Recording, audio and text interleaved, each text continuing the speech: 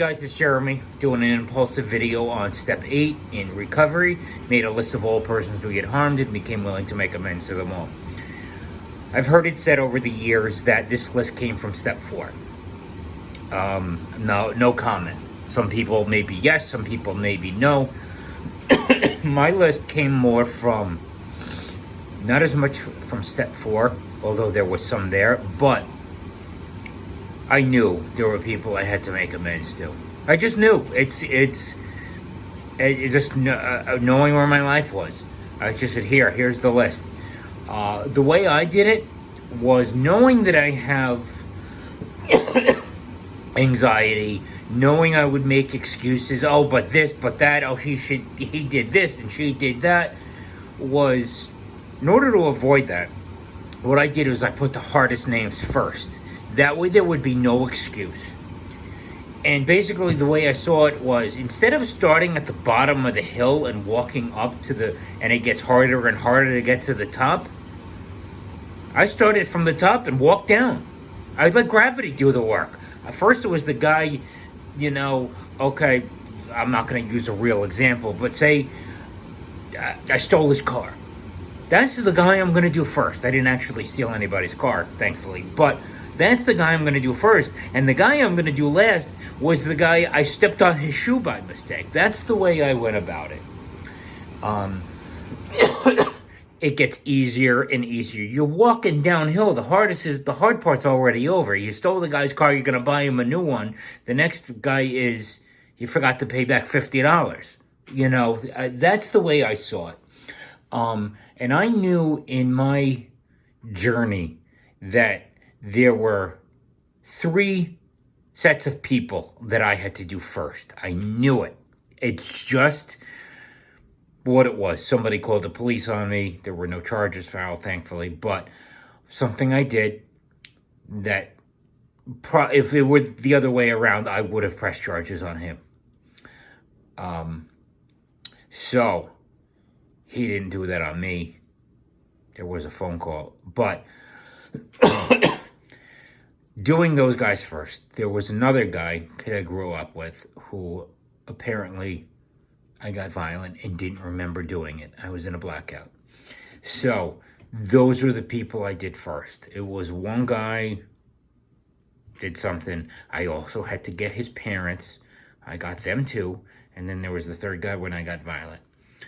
And just knowing, I don't remember all the other ones, but knowing I had to call those people first. Call one guy.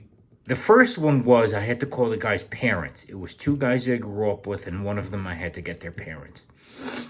And so what I did was I called the parents first, knowing that was the biggest amends I had to make in my life ever.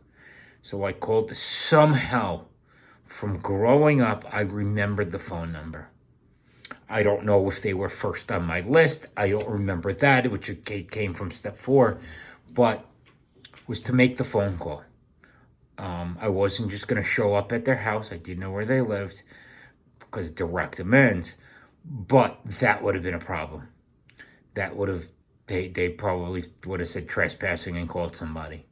So was calling them, can we set up a time to talk? We can do it in person, or if you want to do it right now over the phone.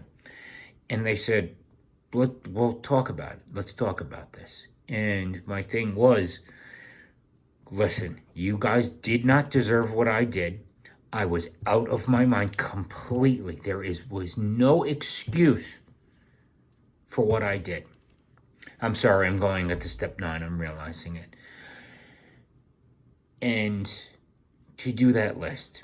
Now, the point of the list, I find, was honesty and getting out as much as you can, getting as many people as you can, including the guy you accidentally stepped on his shoe. You list everybody.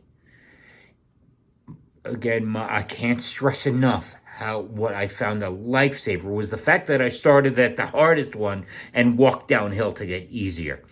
Now, what I did notice in making this list, I noticed 5 years later, I think maybe it was 4 years later, was a group of guys from college. Completely forgot about it. Now, I'm not going to say it's okay that I didn't put them on the list.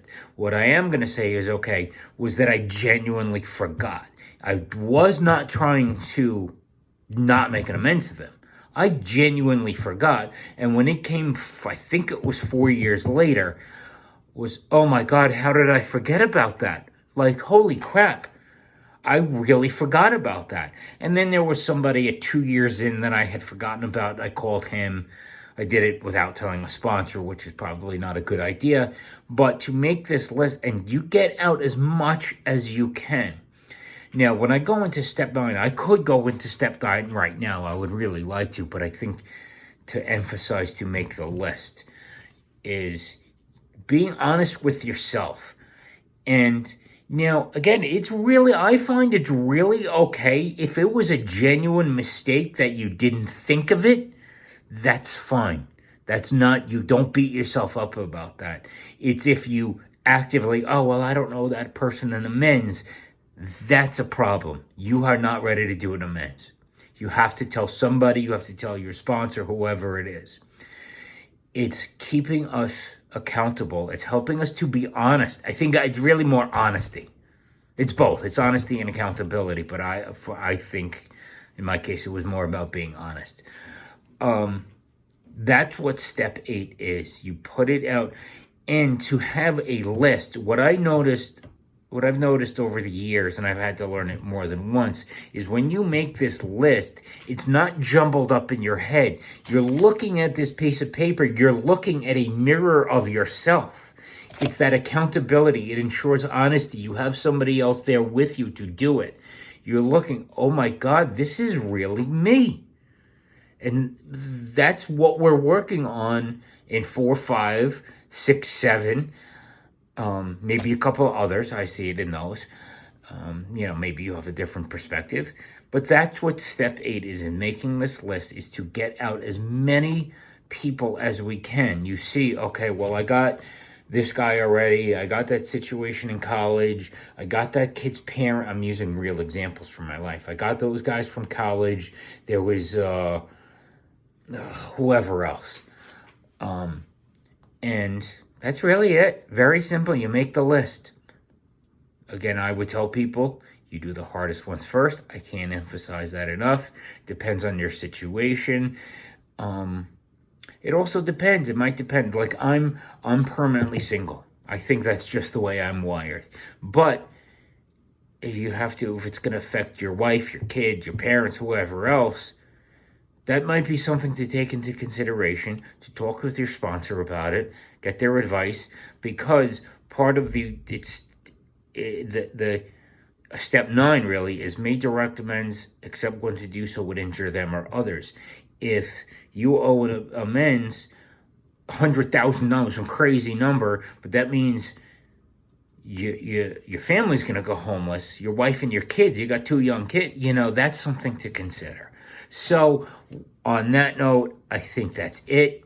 Do it. It's freeing. I don't want to have to do the, amends sometimes, but on the other side of it, it's freeing. I have to say that to myself too, because there are some things that I don't want to make amends for, but it's freeing. Make the list. Go do it.